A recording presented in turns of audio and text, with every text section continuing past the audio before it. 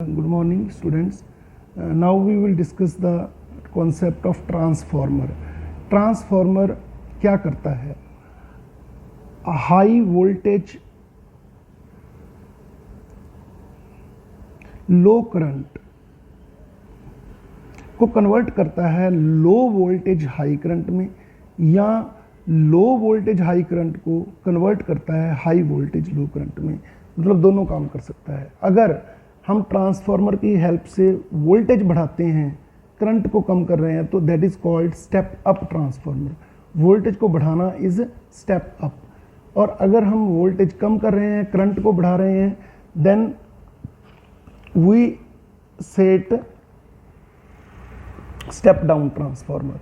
देखो, करंट बढ़ाना, कहीं पे हमें करंट बढ़ाने की ज़रूरत पड़ती है, जैसे कि मान लो वेल्डिंग करनी है हमने, तो हीटिंग करनी है, हीट के लिए करंट ज़्यादा चाहिए होता है, तो हम स्टेप डाउन ट्रांसफार्मर लगाएंगे। और जहाँ पे हमें हाई वोल्टेज चाहिए वहाँ पे हम स्टेप अप लगाएंगे। स्टेप डाउन ट्रांसफार्मर हम तब भी यूज़ करते हैं जब हमें जैसे 220 वोल्ट हमारे घर में आ रही है वोल्टेज, तो हमें कम चाहिए, 10 वोल्ट चाहिए, then we can use step down transformer. But इससे वोल्टेज तो कम हुई, करंट बढ़ेगा, तो करंट को कंट्रोल करने के लिए हम कोई और डिवाइस लगा देते हैं, तो करंट भी कम चलता है। ठीक है, तो this was the concept of transformer. Transformer में एक चीज़ बढ़ाई जाती है, दूसरी चीज़ कम की जाती है। कैसे, वो हम अभी डिस्कस करेंगे। उससे पहले ट्रांसफार्मर का प्रिंसिपल जो है वो है म्यूचुअल इंडक्टेंस। ठीक है, तो दिस वाज द ट्रांसफार्मर की जो स्टेटमेंट आपने याद रखनी है। ट्रांसफार्मर की कंस्ट्रक्शन क्या है? ये होती है, दो कॉइलों से बनता है। देखो, एक होती है प्राइमरी कॉइल, एक होती है सेकेंडरी कॉइल। प्राइमरी में इनपुट जाती है, प्राइमरी में इनपुट जाती है, और सेकेंडरी में आउटपुट लेते हैं। देखो, जब इसमें हम सोर्स से करंट भेजने की कोशिश करेंगे, तो इससे हम सेल्फ इंडक्टेंस के कारण इस पे एक इंड्यूस्ड ईएमएफ प्रोड्यूस होगी। ठीक है, बट ये फ्लक्स इसमें से भी जा रही है, तो इसमें भी इंड्यूस्ड ईएमएफ प्रोड्यूस होगी। मतलब दोनों में इंड्यूस्ड ईएमएफ प्रोड्यूस होगी। इसमें ईपी मान लीजिए, इसमें ईएस, दोनों में इंड्यूस्ड ईएमएफ प्रोड्यूस होगी। प्राइमरी कॉइल में due to the self inductance, and secondary coil में due to the mutual inductance. जो प्राइमरी कॉइल में ईएमएफ है वो लगभग सोर्स की ईएमएफ के इक्वल होती है। ठीक है, तो अब हम देखते हैं कि एक चीज़ और, इसको हम ऐसे अरेंज करते हैं कि जितनी फ्लक्स प्राइमरी कॉइल के साथ लगी हुई है वो सारी की सारी सेकेंडरी में चली जाए, तो फ्लक्स सेम होगी, rate of change of flux भी दोनों के लिए सेम होएगा, बट इंड्यूस्ड ईएमएफ डिफरेंट होएगी। हम पढ़ चुके हैं कि induced EMF is equal to primary coil में minus d phi upon d t, but n number of turns हैं तो minus n p d phi upon d t. इसी तरह सेकेंडरी कॉइल में जो इंड्यूस ईएमएफ होएगी that will be minus n s d phi upon d t. दोनों की ratio ले लेते हैं, d phi over d t cancel हो गया। अब इससे हमें क्या पता चलता है? तो ये इसका डेरिवेशन लिखा हुआ है। इससे हमें पता चलता है कि अगर नंबर ऑफ टर्न्स बढ़ाएंगे, हम सेकेंडरी में बढ़ा रहे हैं, तो सेकेंडरी में उतने टाइम्स वोल्टेज बढ़ जाएगी। जैसे मान लीजिए यहाँ पे 100 है, यहाँ पे 200 है। सेकेंडरी कॉइल में 200 टर्न्स हैं, प्राइमरी में 100 है, तो 200 डिवाइडेड बाय 100 कितना आया? 2। तो e s upon e p is equal to 2 and e s is equal to 2 into e p. तो वोल्टेज डबल हो गई अगर नंबर ऑफ टर्न्स डबल कर दी हमने सेकेंडरी कॉइल में।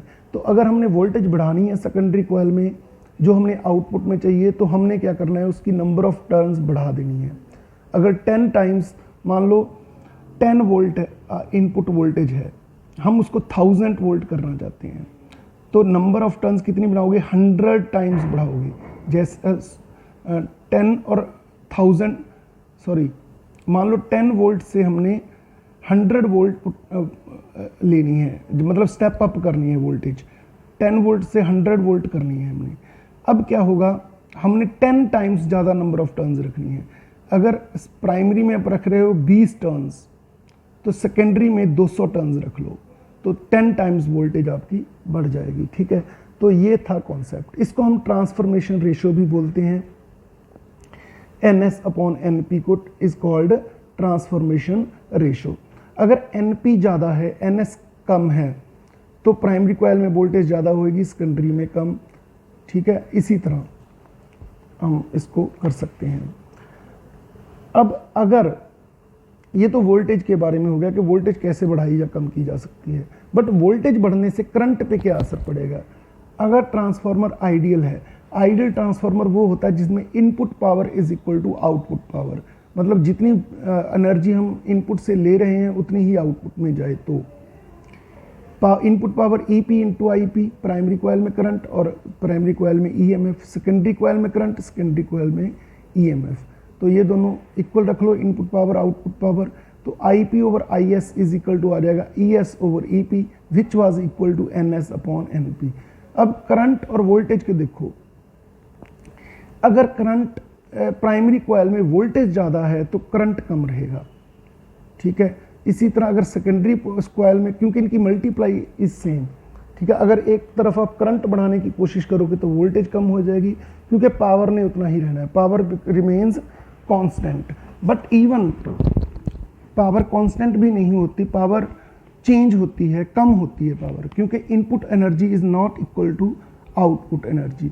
तो practically ideal transformer does not exist, तो output power is always less than the input power.